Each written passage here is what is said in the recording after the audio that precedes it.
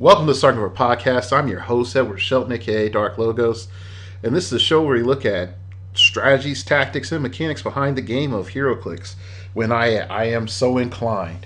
Today is special. We're going to throw this out here. Hot takes, fast and heavy, watch list, breaking it down. And when I say we, I really do mean we, because today I got my Phoenix Nest Flyboys. I have Mr. Lucas. I have 8 names Van Hollen. Yo, yo. And I have Mr. Wesley. I'm slinging that Furniture Summers. Woot! Come by the sofa. Yeah, please do come by a sofa. He needs that commission money. We need to get him a full brick of X-Men. All right, so we're talking watch list, gentlemen. We're just going to go straight into it, and we're just going to go point by point. Let's start off. F in the chat for Tri Sentinel. Play the taps. Do you want to just go down the list? We should probably just go down the list. Yeah, that's what I'm saying. We just go down the list. So F in the chat for Tri Sentinel. Well, there's only one person who should speak first about Tri Sentinel. Lucas. Lucas, you use this figure more proficiently and more prolifically than any other player in the meta by far and away. You got top 8 in world with this figure, or top 8 in world with this figure, right? Or was it Nat? It was worlds. I'm assuming you guys can all hear me. Yeah, so it was worlds. Played 6 of them on a mystical theme team, and I ran them for about a year, with ID cards being around. I mean, when I got top 8 at Worlds, that was before the change to Tri Sentinel was announced. So that was before I could just blow up blocking willy-nilly. It was also before the Ancient Hold map existed. So I just had a hankering to play a bunch of them. And anytime you can throw, 24 hands or whatever the hell, or whatever, however many it was, 36 hands. That's what it is. It was fun. But yeah, once that change came out, Ancient Hold came out. It was a sad time for me, because it meant that I knew I wasn't going to be playing anything different until somebody proved that they could handle playing against it, and that didn't happen for a long time. And really, once it took until ID cards to rotate for me to finally go, okay, I need to stop playing this. So it's been a really powerful mechanic.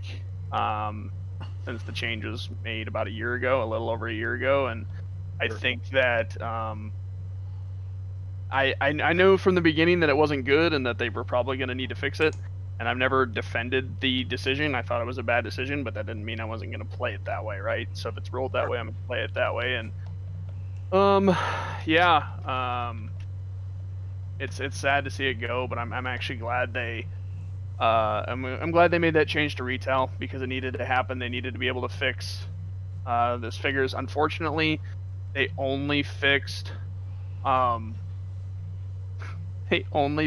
Sentinel and Iceman. So for those of you who are playing in Majestic's Age, until they make a win ruling on it, or until Majestic's specifically states that they're going to follow the Colossal ruling, go ahead and retail a Surtur as much as you want. Surtur and Mangog are still both untouched, right? So they both could still do their thing. But I just want to take a moment of silence here real quick to pour one out for the big boy, and let me know if you guys can hear this, because I actually think this is worth it. No, it's not coming through. Okay. No, the taps. Now I hear it.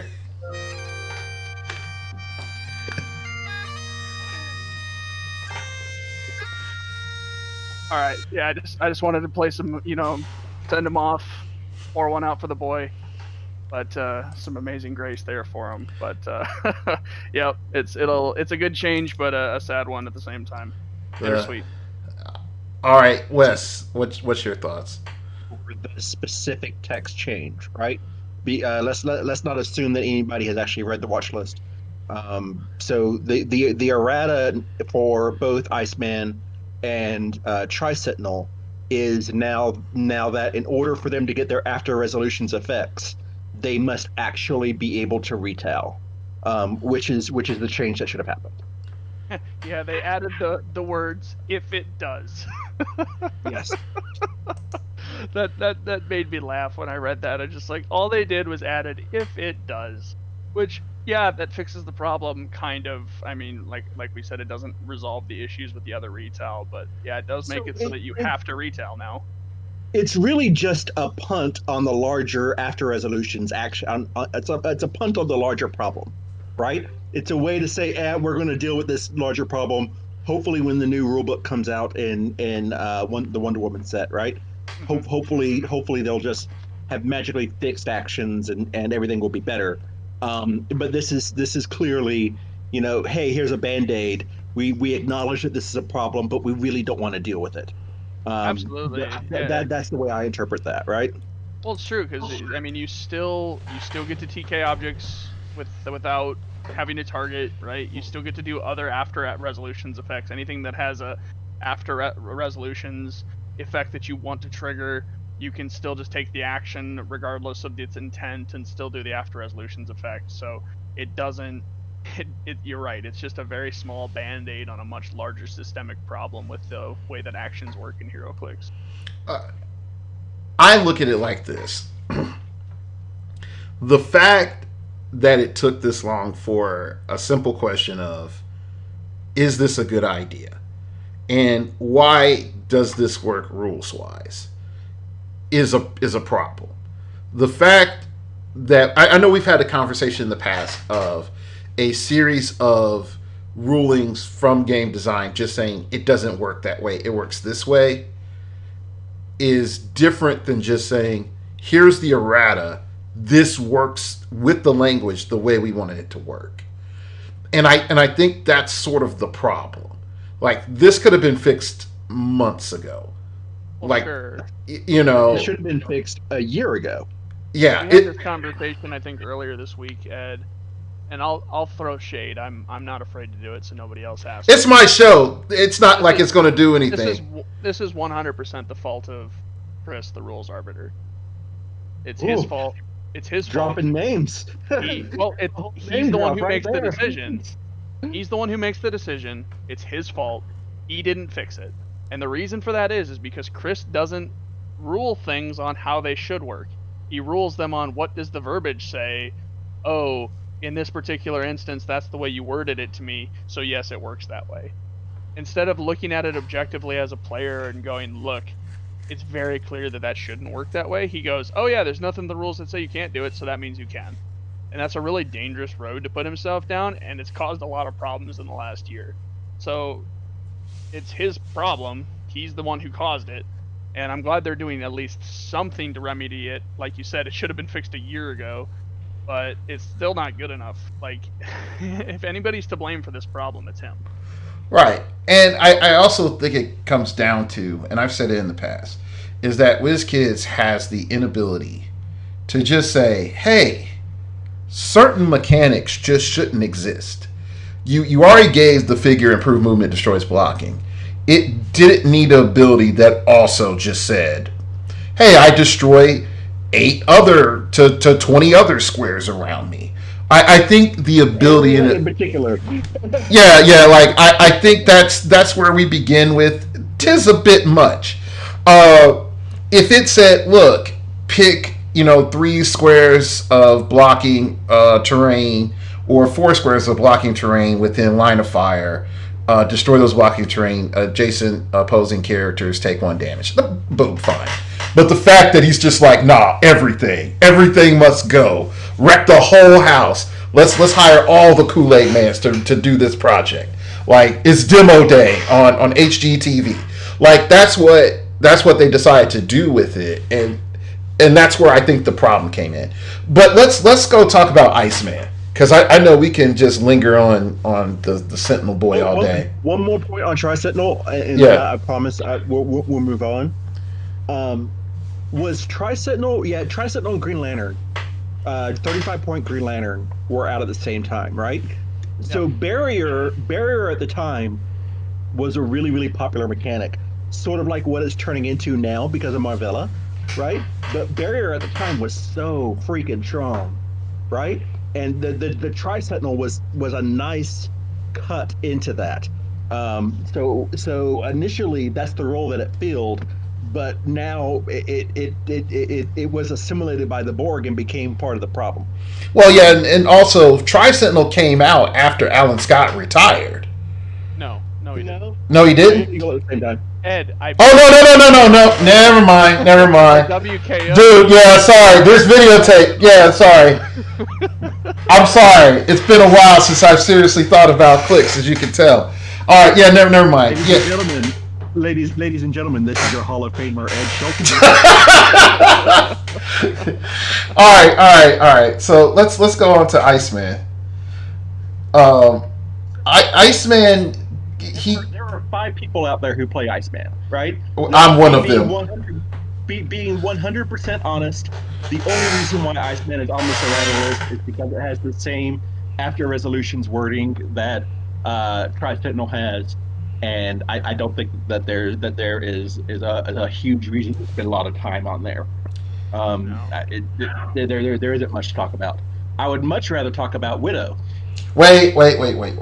Before we get into Widow, we do have to say this. Captain Marvel, for some reason, was on the watch list. I don't know why. She's decent. She's pretty meta, but she's not broke strong. I don't think that she ever belonged. She did, yeah. I think the knee-jerk reaction to putting her on there is because of Widow, right? Yeah, it was because of Widow. The knee-jerk reaction is completely because, Widow's must be strong. Double Captain Marvel Widow was winning? Obviously, double Captain Marvel must be the problem. No. The problem was Widow, not double Captain Marvel. And even to bring that part home, when Captain Marvel was played in Texas, everybody was like, oh, look, it's Captain Marvel, that mediocre piece. And then here comes Black Widow, and then you get the double Marvel Widow teams, and then all of a sudden it's like, Captain Marvel's broken. And I'm sitting here like, I said the girl was good, no one listened to me except for a handful of folks. And now, the sun is a little higher in the sky, and you're able to look her face to face and see, like, she wasn't a bad chick, It just really came down to people didn't realize, and to some extent still don't realize, that if you're playing against a double Marvel Widow, don't group hug. Don't put all your figures right next to each other so that Chewies can flurry you and the recruits can poison you. Don't group hug, and it's much more manageable to take out. And she free pins you. Like, sure, yeah. It's a super manageable team. It's a super manageable mechanic. But the broken figure is the one that we're going to talk about now, which is Widow. The Widow. She has taken the chip to Vormir. She has jumped off the cliff, made the ultimate sacrifice, and now I can hear the tears of Caleb Reddick. I want to speak to that real quick, because I messaged Caleb, and I was like, hooray, Widow errata, or whatever. And he goes, yeah, she's unplayable now. And I'm like, wait a second. Were you that heavily reliant on your opponent rolling 2s through 4s and you rolling 10s and above that now suddenly she's not worth playing? Like, pause. Didn't you just play him, and didn't he just crit hit you, and you weren't able to re-roll it? Absolutely. Right? Absolutely. Yeah, and that was a broken mechanic, and I'm glad they fixed it. Let me preface by saying that it was a broken mechanic. I'm glad they fixed it. Most people, including myself, said that if anything needed to be fixed on Black Widow, that was the problem. I thought it should have just been within range and line of fire, but they did the exact same thing that they did to another character we'll talk about, and they basically doubled down on it and said, fine, if you want this feature, you need to pay for it and use 2 tradecraft tokens. So I mean, it's kind of a give and take. You just have to kind of think about it and whether or not you want to use it. But I don't think by any means is Black Widow unplayable. She still gets her recruits. She still gets the lockdown figures. She's just not stupid anymore. I come from the standpoint that, and I know this might seem I'll be the minority on this. I feel the part of Black Widow that should have gotten nerfed was her stop click. I think she should have just she shouldn't have had something. Hmm? The fact that the stop click did not get the after resolutions text added to it. Yeah, like the fact that it's immediately she comes back, I thought that was shenanigans. Like, I will agree with that. She should have had the after resolutions text added to her, like every other stop click of the type. Right. Like Except for Coulson and Nick Fury, yeah. Coulson and Nick Fury don't have after resolutions; they heal immediately as well from the Captain Marvel movie. Well, I didn't realize that there was precedent for that, so I'm just wrong. Okay, that's cool. So for what it's worth, again, for people who haven't read the watch list yet, her espionage patience trait used to be reliant on her strictly being on a theme team, or having two other characters from the Black Widow movie set. And it says that standard friendly characters can't have their attack rolls of 10 or more re-rolled, and opposing characters targeting those characters can't have their attack rolls of 4 or less re-rolled. That has now been given an additional cost of removing 2 tradecraft tokens, which is just crippling to most Widow teams, because they're used to being able just to drop ship in. Right now, if they do that, if they drop ship in and nerf a figure and drop a recruit, they got 1 token left, and that's it. And that's a huge commitment of resources. Right, and I think the other thing that comes in with the Widow teams is that Widow was primarily used as a negation effect. In terms of shutting down powers and shutting down abilities, and the prob thing, the prob thing was just sort of this window where it was just like, sucks to be you. But she had built-in time gem, and she had inverse negative bizarre world time gem built into her. If she only had one of those effects, it would have been fine. Preferably, in my opinion, if she hits, I would have been fine with that, because, or if one of her members hit, I think that would have been fine, because we already have precedent with that with Time Gem. So there was nothing new there. But the fact that you get both extremes, I'm like, yeah, you have to lose some resources if you're going to shift it out of there. Or realistically, should both mechanics be on one character? And the answer is no, with not as much as you put in. But the other issue with Black Widow, and I think it wouldn't have been a problem if Black Widow was 6 clicks in 100 points. Because there would have been there's a lot more characters that can knock her to her last click a lot easier. But the fact that she's 7 clicks put her like right over that edge where she was a lot tankier than the normal figure. So like that's how I also was looking at that was causing a problem with her. Well, the traded stealth, the combat reflexes, pairing her with fast forces, or not fast forces, shifting focus Widow, so they can't use improved targeting, meant she was always at a 20 defense. Yeah, it's really tough to get the values to really try and one-shot her when she's got all that stuff going for her, so... Yeah. I will also agree with Lucas, though, that the fact that the effect was global, right? That for me puts it over the edge. She doesn't even have to be involved in a combat. She could be in the starting zone licking her wounds, right? And affect the outcome of dice rolls in my starting zone. That's why I lost the top 8. I'm just not okay with that, right? That's just too much.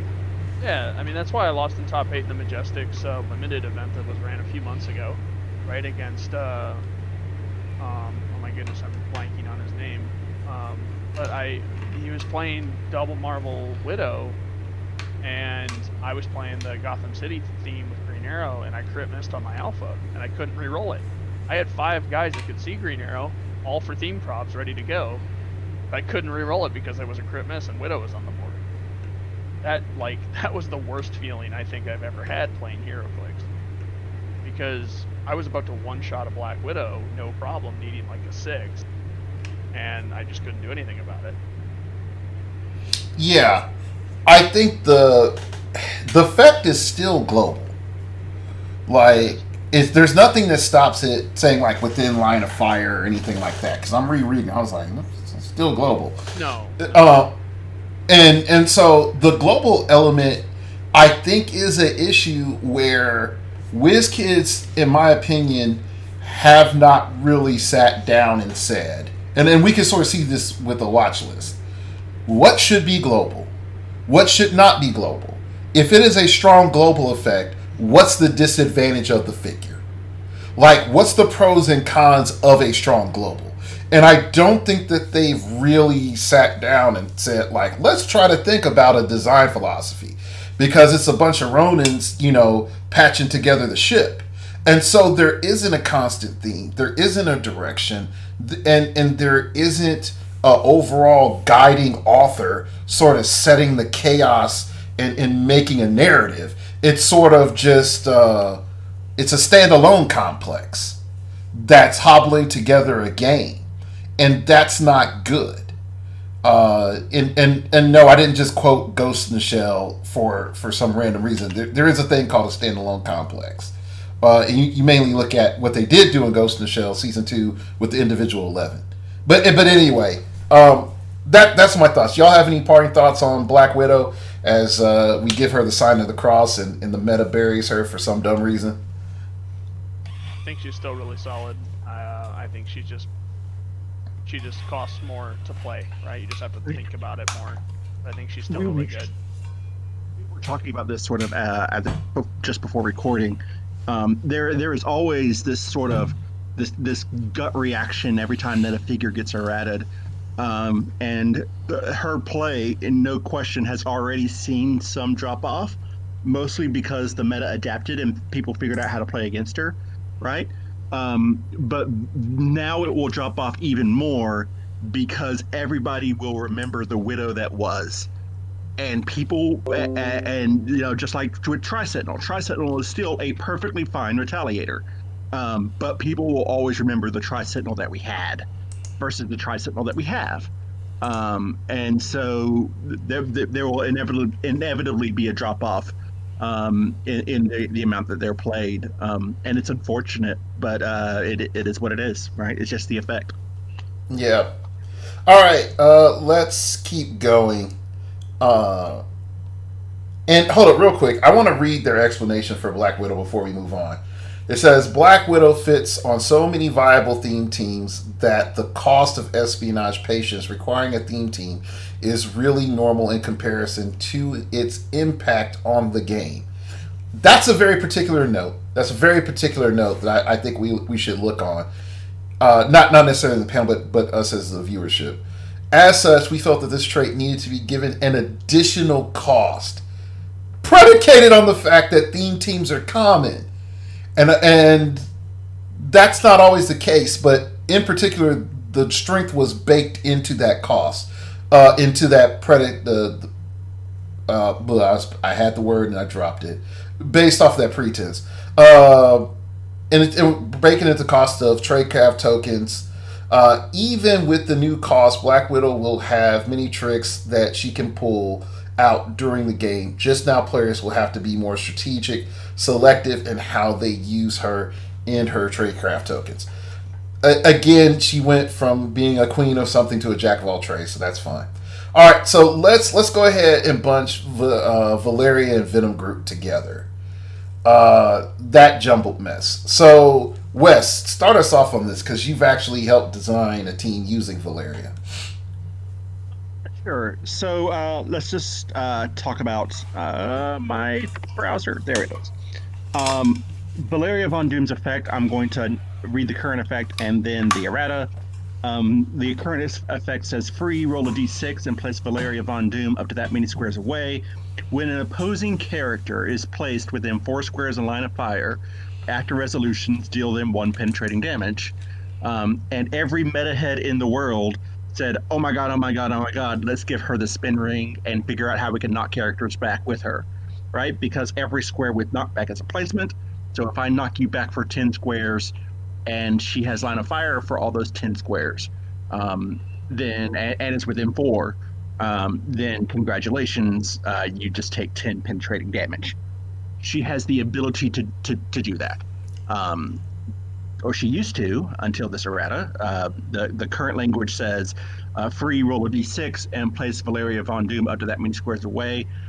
During your opponent's turn, when an opposing character is placed within 4 squares in line of fire, after resolution, deal them 1 pin. So now it can no longer activate on your turn, which is the major fear of the exploit. To be clear, again, this is still a good figure.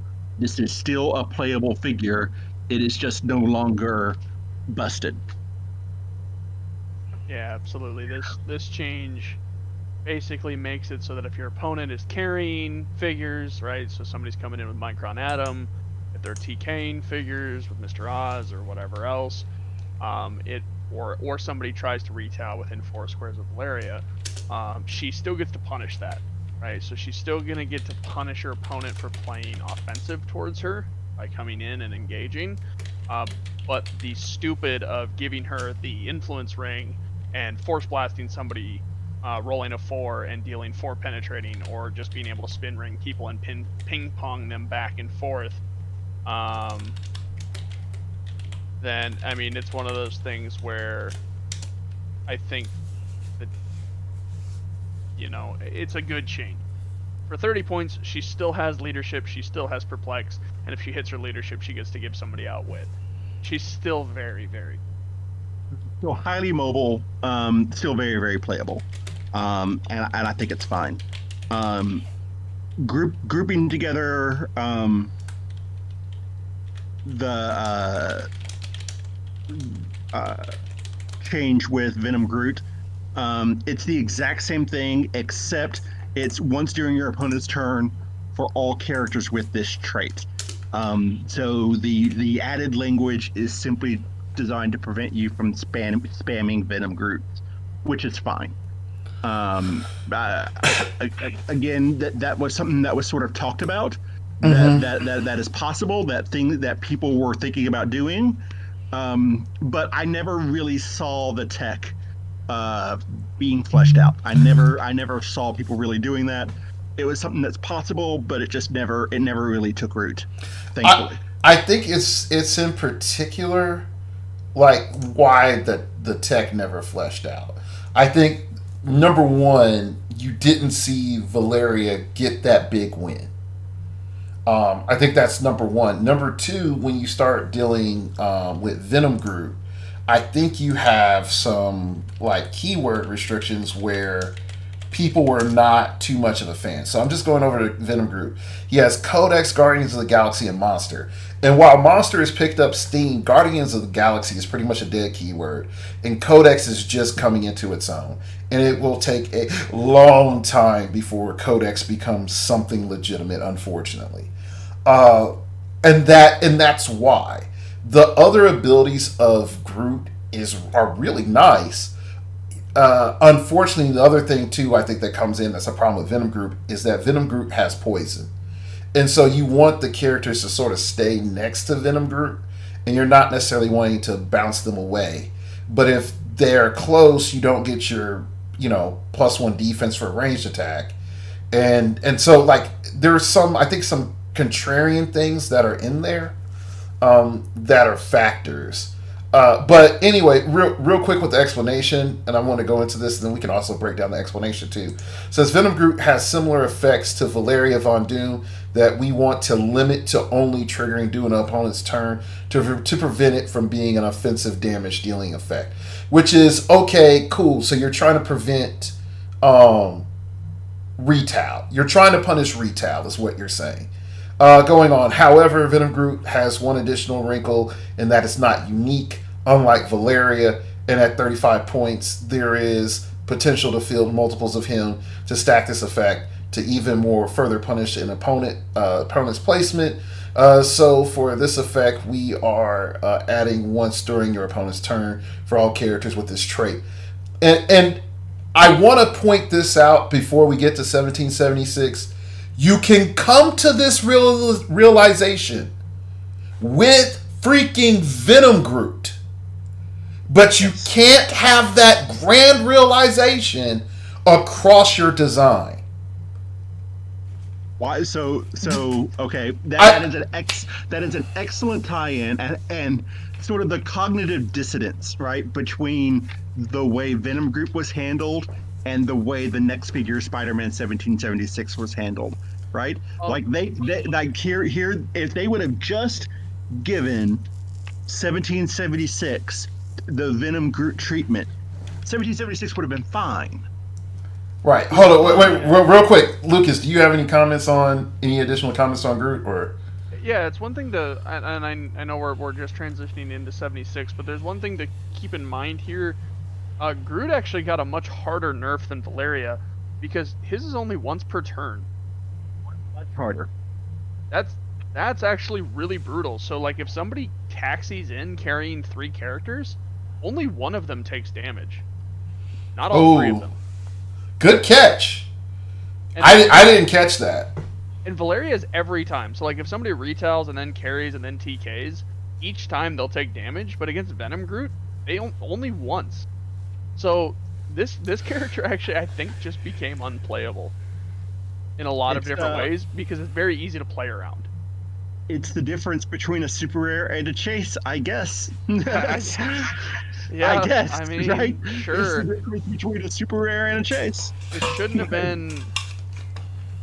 It shouldn't have been once per turn. It should have been once per action during your opponent's turn, or once per effect.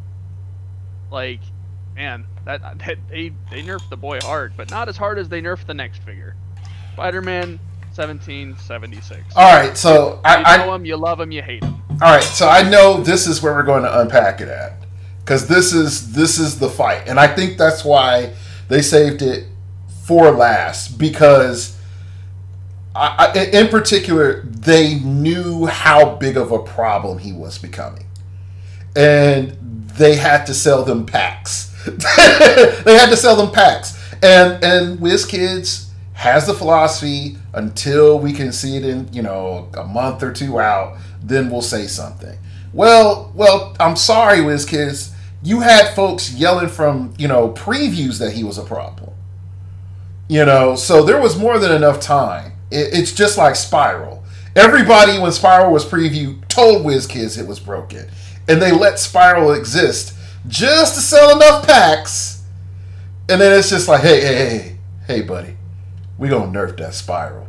Like, way later. But let's get... I'm gonna read the explanation first, and then we're gonna go into this.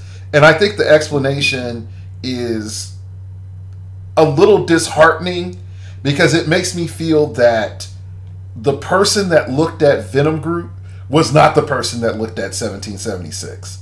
So let's get into the explanation real quick. Spider-Man 1776 action total limiting has proven to have too much of a chilling effect on the viability of certain team builds and strategies, which is 100% true. We've talked about this personally within our Discord for several months now about that. That is true. My question is, and I know I'm sort of lamenting, is where did WizKids get this information from? What event did they watch? They opened their eyes. Like, I don't know. Like, because again, they didn't watch any event. Yeah, the only event that WizKids had a presence at was Online Nationals when Kenny was there, and Spider-Man was not out yet. Right. So for them to say, well, we need to watch it in the atmosphere and put, the pinky in the air and see how the wind blows is a load of crap. Because you haven't been there hasn't been any official WizKids presence. And you can even say like, oh, but so-and-so's a judge and they play and they're involved in the community. Okay. But when it comes to these erratas, I don't think it's the judges throwing these out all the time, throwing the shade. So there has to be this point where someone said 1776 is a problem.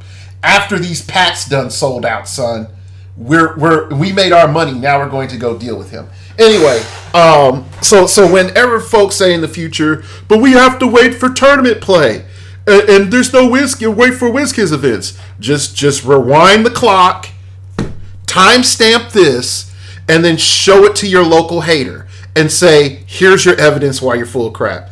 All right, keep going. Especially as a passive map-wide effect, we felt that it was a necessary.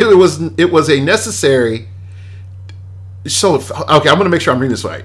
We felt it was was necessary to have this effect trigger on Spider-Man 1776, hitting with an attack and limiting the effects of your opponent's next turn in order to rein in his effect on the metagame. Again, this could have just been once per effect. Like, this is just once per character effect. This could have been a unique modifier. This could have been a unique effect. There's nothing stopping that.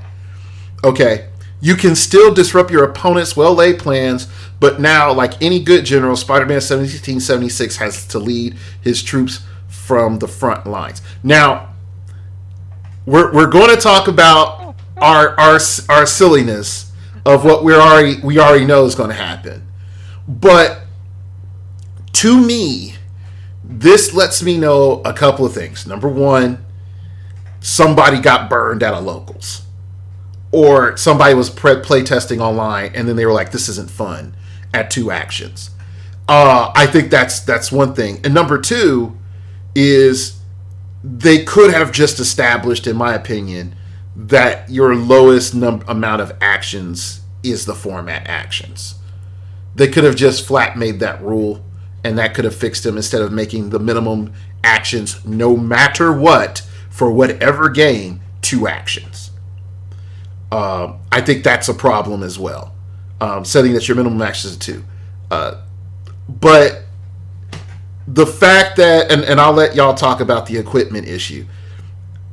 I think they don't have a problem with the loss of the 2 actions, which is dumb. I think they only have a problem with it as a constant, or the fact that they only want you to lose 1 action, which, again, he could have just been a unique modifier. Like, I don't see how this is it. But, Lucas, go ahead. Enlighten the people. Well, sure. So, the first thing, it's silly that they say, like any good general, Spider-Man 1776 has to lead his troops on the front line. heroclix is a friggin' range-based game. It has been almost forever, if not forever. Nobody is going to take a 50 or 75 point 1776 and make it the focal point of your offensive strategy. That is not going to happen, ever. In all of the games I played with 1776, he attacked because he had to, not because I wanted to. It is such a stupid sentiment to think that, oh, we fixed him, guys, we saved the city, he's still perfectly playable and good, I hope he doesn't lose any market value. Like, what a joke here from this, forcing you to go from a global effect that happens no matter what, as long as he's on the board, to forcing you to hit with an attack, whether it be close or range. His range is 4. But, my god, like, yeah, we were talking about it earlier. Somebody made a meme about it online. If you give him the octopus arms, he can technically flurry on somebody and reduce your action total by 2 on his own, right? You can charge in on some weak stuff, maybe some paparazzi, and boom, boom, okay, my opponent's got 2 actions next turn. Great. But the tempo is not there anymore. It should have been a unique effect. It could have been a unique effect. There's absolutely no reason why they didn't make it that, other than somebody just not paying attention to how the game actually works.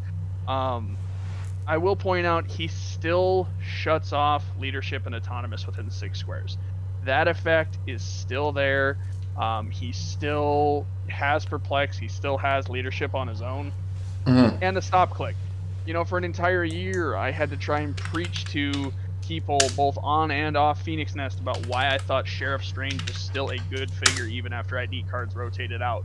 Because he had leadership, perplex, and a stop click for 50 points. Well, guess what? 1776 has leadership, perplex, and a stop click for 50 points. And yeah, he doesn't have a taxi, and he doesn't quite do as much damage, but he's got his own strengths, by shutting off the autonomous, especially with the annoyance of Mary Jane right now. Shutting off leadership, so if you do bring him within 6 of an opponent's team, at least they lose that leadership benefit. But God, this is just such a bad move. They nerfed, other than Venom Groot, I'll say Venom Groot's the only other character that just got the suplex off the top rope. You know, because even Black Widow, I think Black Widow, I think, you know, the definition of a nerf is literally just like getting hit with a nerf, shot with a nerf gun or hit with a nerf bat, right? It's enough to shock you, to make the change, but it shouldn't be enough to completely send the figure to the freaking Shadow Realm. And they sent 76 to the Shadow Realm in a lot of different ways, and they sent Venom Groot to the Shadow Realm in a lot of ways. I mean, like I said, for 50 points, 76 is still good. He still has the perplex, he still has the leadership, the stop click, and he still brings Soldier onto Spider-Man family, which is another big bonus, right? You still can make your Punisher, War Machine, Spider-Man family, your Super Skrull, your Captain Marvel, whatever you want, can still be Spider-Man family. But I think the focus of why we play 1776 is about to change heavily, and this effect, man, they just they could have just removed the trait altogether. It would have done the same damn thing.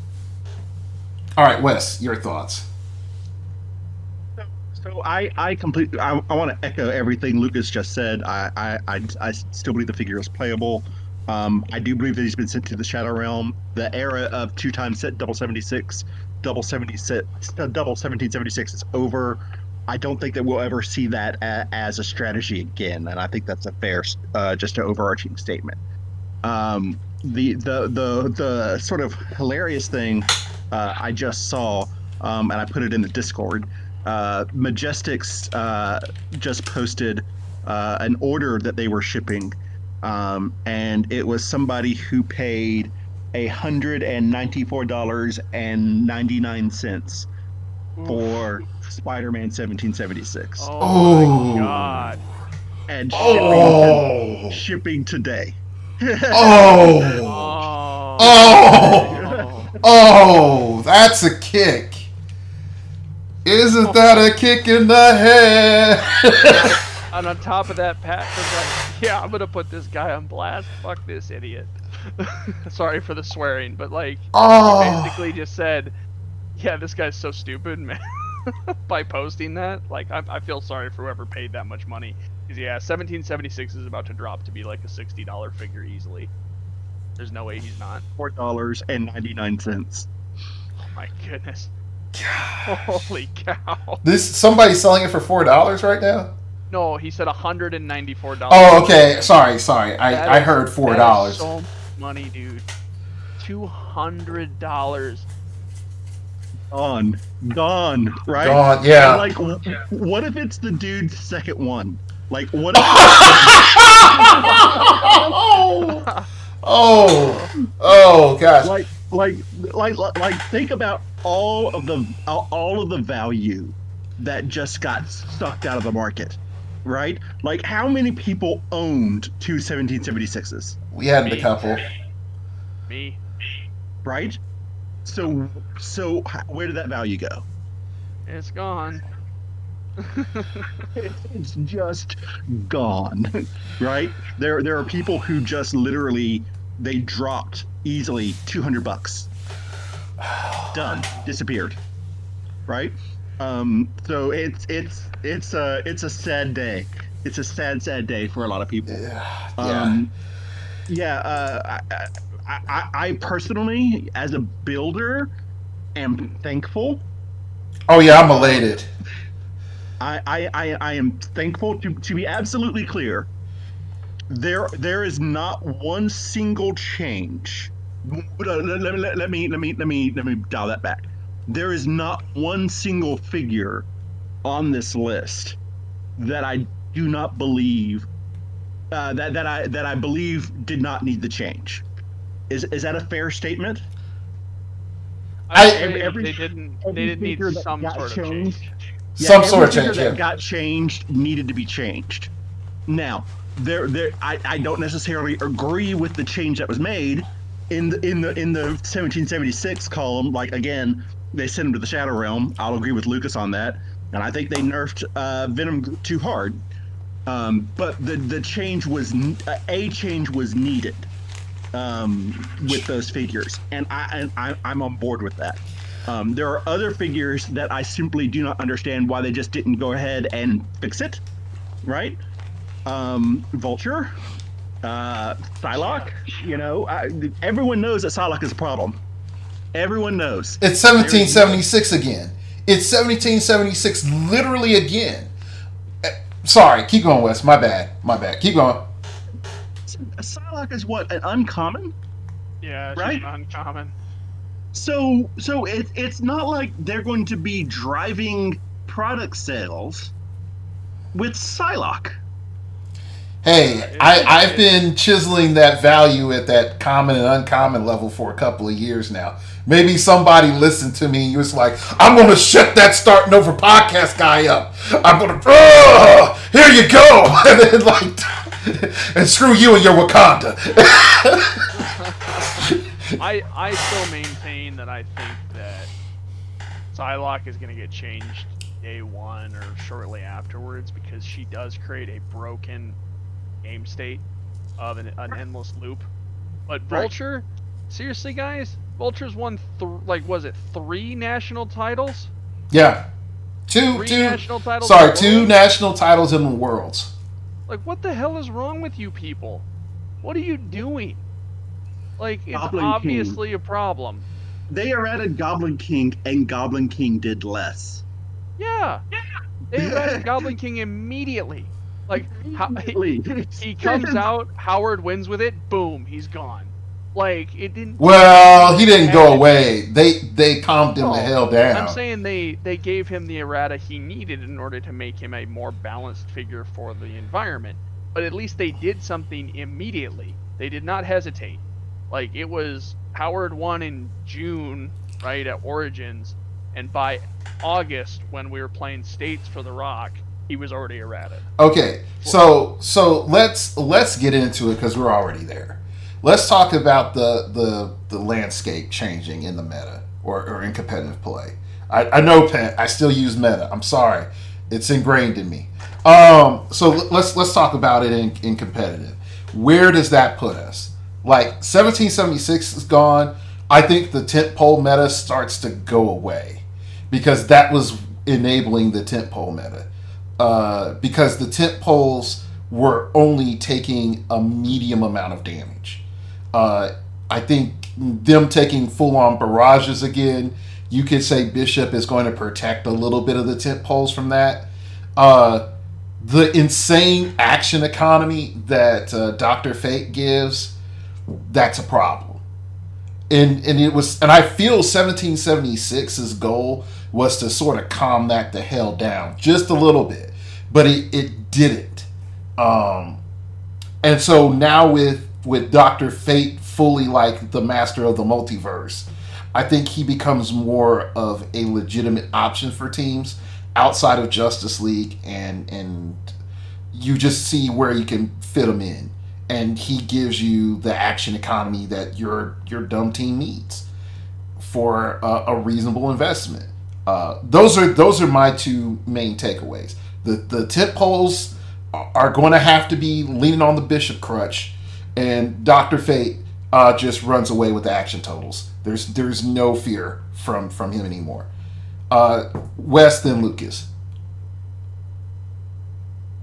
Whenever the Carnage set first came out, I had a theory that 1776 was the vaccine, and that the autonomous figures were the real virus, and that the meta got stuck up on the vaccine and never really got into the virus. The virus will now go unchecked. Mm-hmm. So I'm going to encourage you to really start taking a look at some of those figures. Mary Jane, Peter Parker, Daniel Beckert. Look at those autonomous figures, man, because those are there's some dumb stuff in there. There's some dumb stuff in there.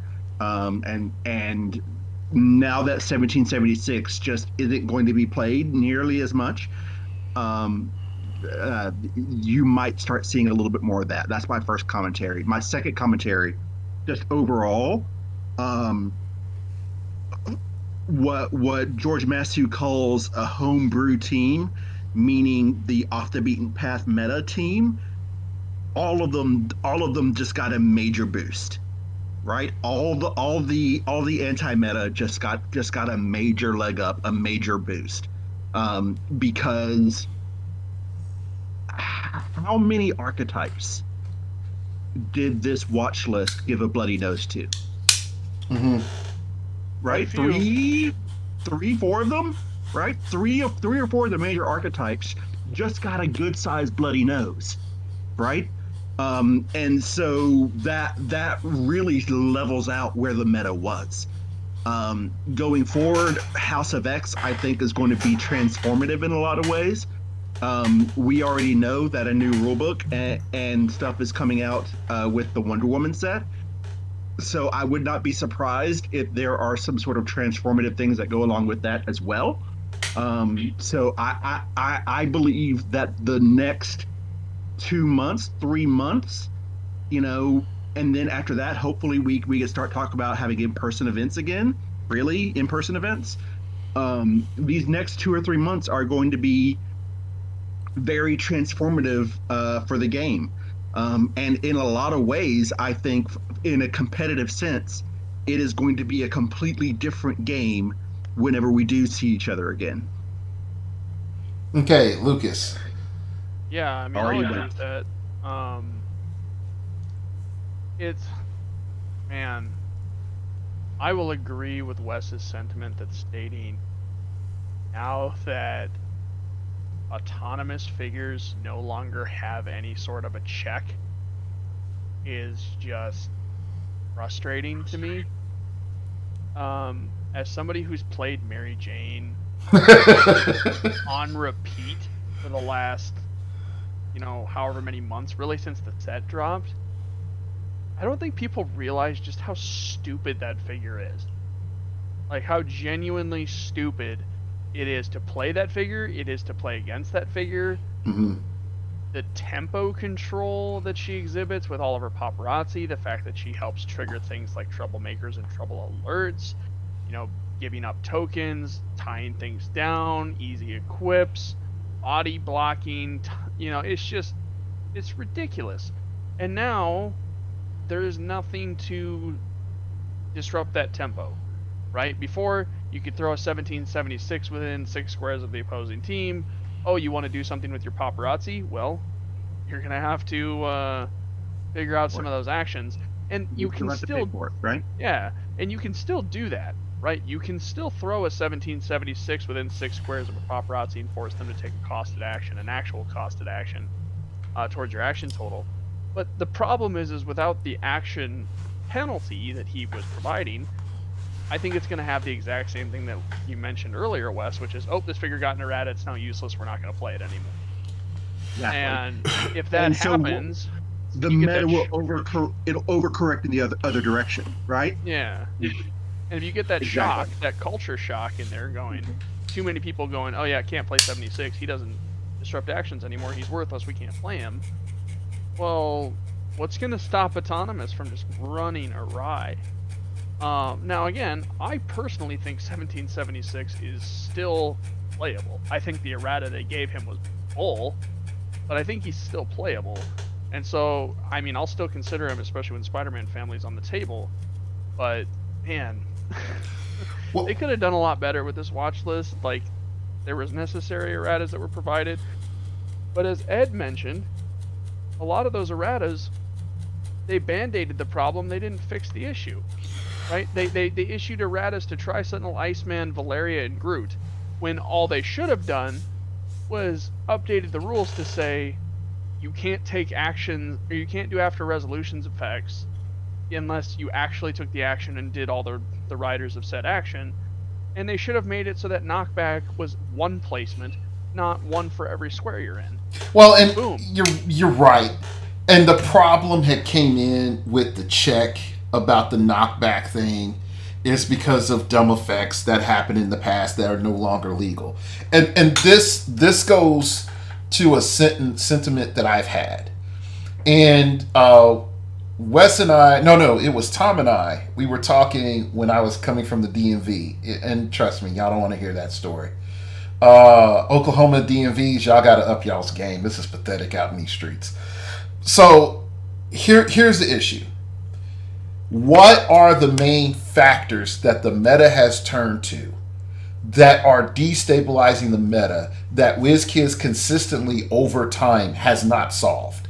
So you say Vulture. I would also say Punisher War Machine. And I would also say Jason Wingard. The issue is that we have these characters that are able to do a multitude of actions for free. And that has historically destabilized the game. In the previous... Doppelganger. Yeah. Doppelganger, I will say, Doppelganger is good. He is not broken. He is exactly what he should be. I am not arguing about broken. I'm just talking about destabilizing. And I'm going to make it clear. I'm not arguing that Punisher War Machine is broken. I think he is fine. But where I'm pointing out is that WizKids gets on this, I'm going to give you a bunch of stuff for free crack, get sober for like 2 to 3 years, and then they're walking with their family that they rebuilt, and everyone's loving them, and they got that promotion at their job, and they have that extra $50 in their pocket, and they run across old Timmy once again, and old Timmy reminds them of the good old days on the white horse, and then they take that nice big inhale and go, and they take something to the head, and they go back onto, let's give... You know what's great, Tim? Is when I can give Wolverine 5 actions. Like, he can hit you 3 times, then outwit you, then perplex himself. That sounds great, doesn't it? And they get in on that. And it's whether through his entities, or a special ability, or equipment, or whatchamacallit, a resource. Or some new dumb mechanic. They get addicted to it. And that's the problem. And it's no wonder that the game keeps shifting to these characters that functionally give you extra action economy for free. And it just pops off. So I'm done ranting. Y'all go ahead. No, I agree.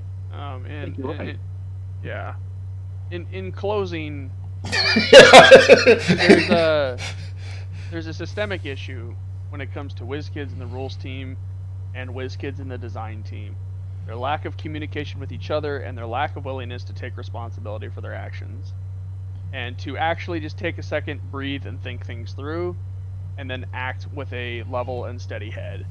And it's really starting to grow, and like, I personally traded for my first 76, and I think I spent 75 on my second one, which could have been a lot worse. It's not amazing, but it could have been a lot worse.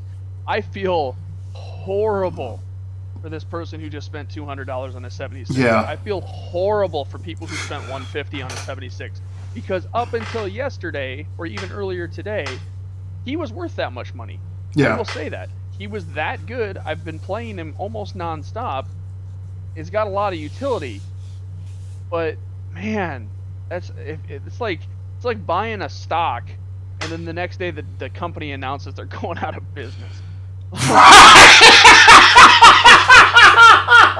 it hurts, man. You make the commitment, and then they cash out and crap on you. And well, I mean,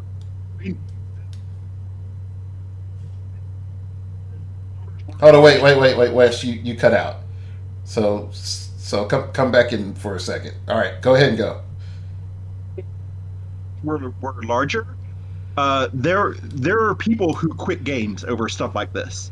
Correct. For sure. Yes. There are 100%. We will see posts in the heroclix International Exchange within a week that say the watch list was the final straw.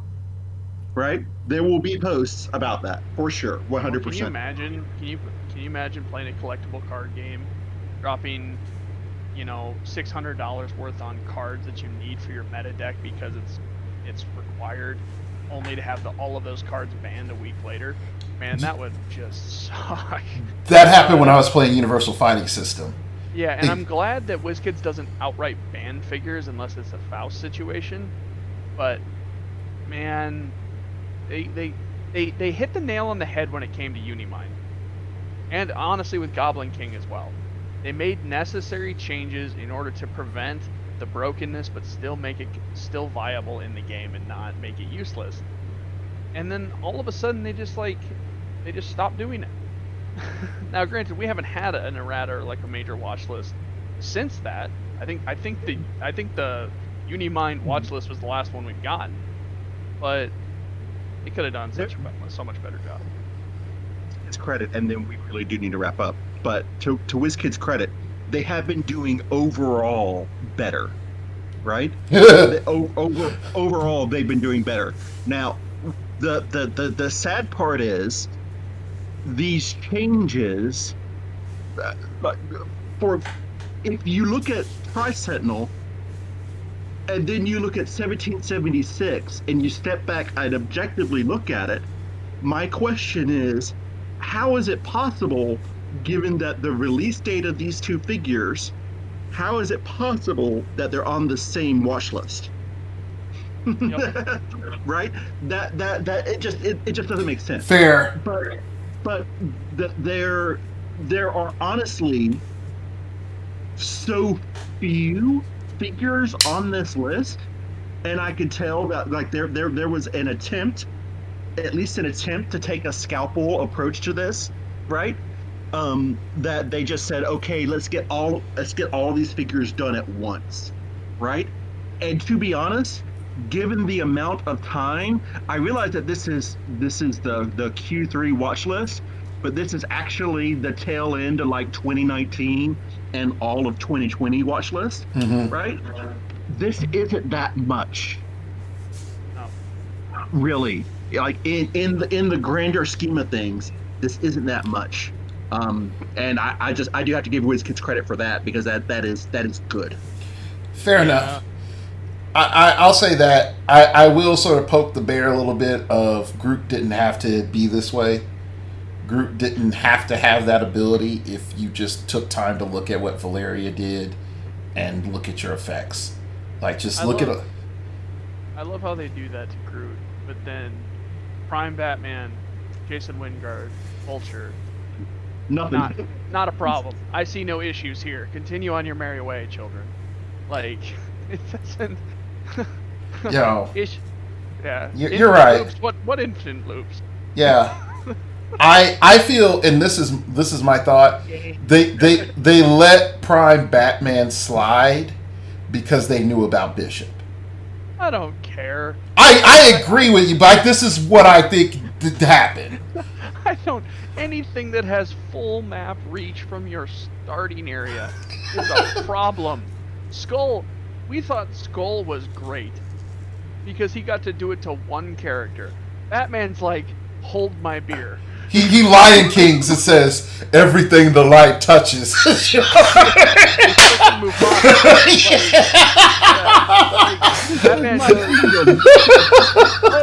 Batman goes, oh, Skull, you get to target one character with mind control across the map? How cute. I'm 5 points more, and if you knock me back twice, I get to Pensai an entire team for 6 damage. What world are we in right now? Is this real life? Hold on, but all fairness, that same Batman can mind control a whole team. Exactly. Absolutely he can. For 5 points more. Yeah.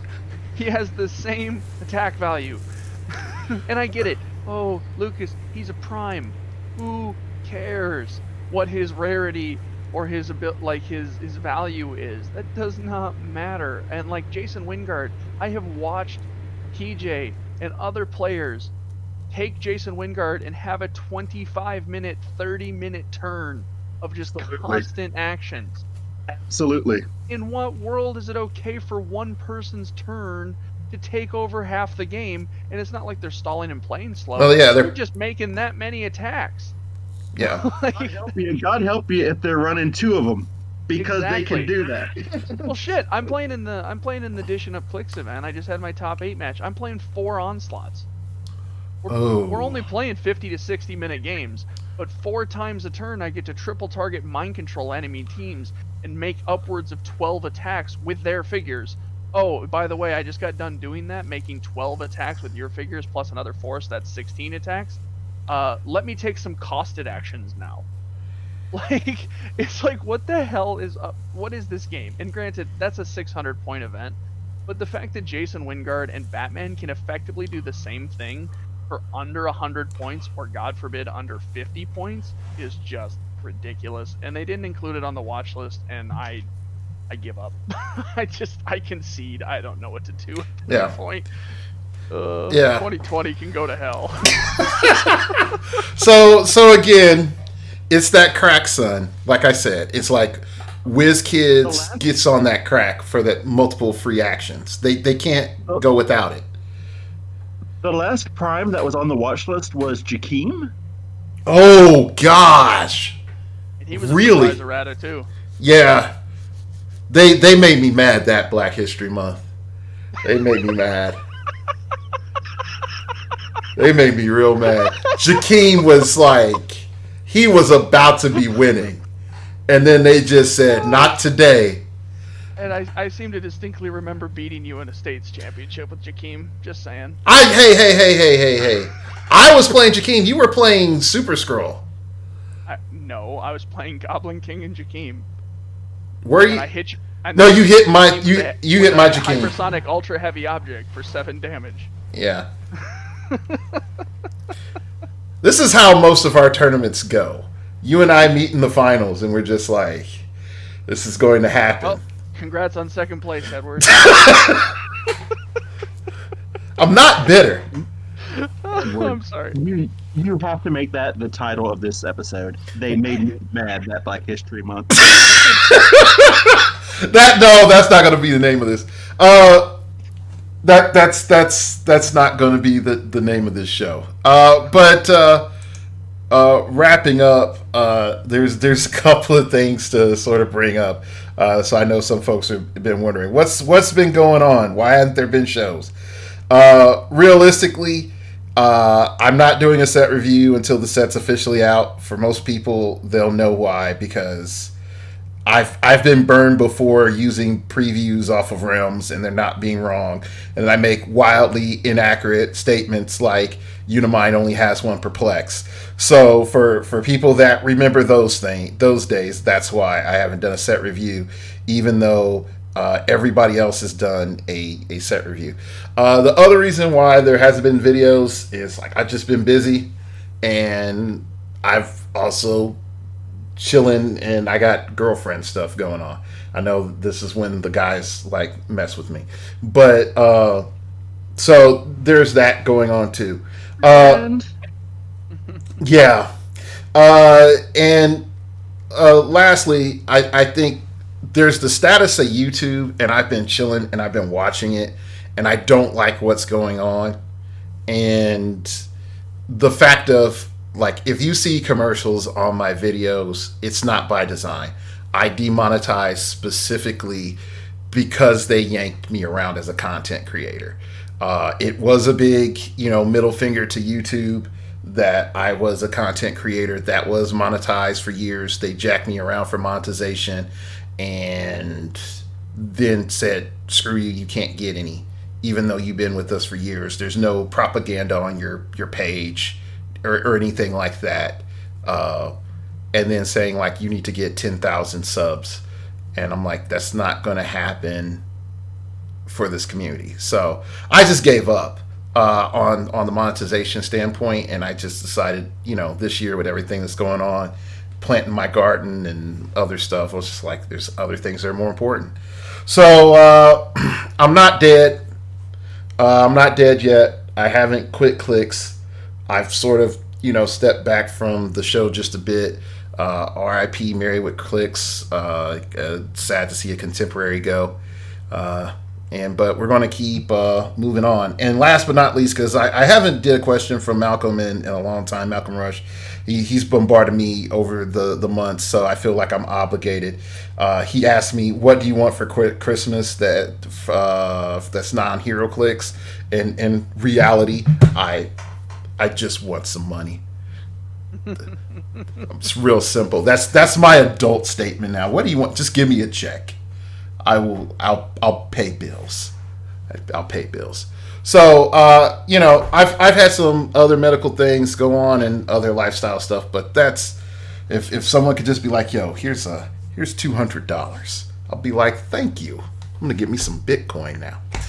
All right. With that being said, I'd like to thank you all for listening. If you need to email me, you can email me at startingoverpodcast@gmail.com. That's startingoverpodcast@gmail.com. Let me know what you think about the show. And that's it. So remember, we all have to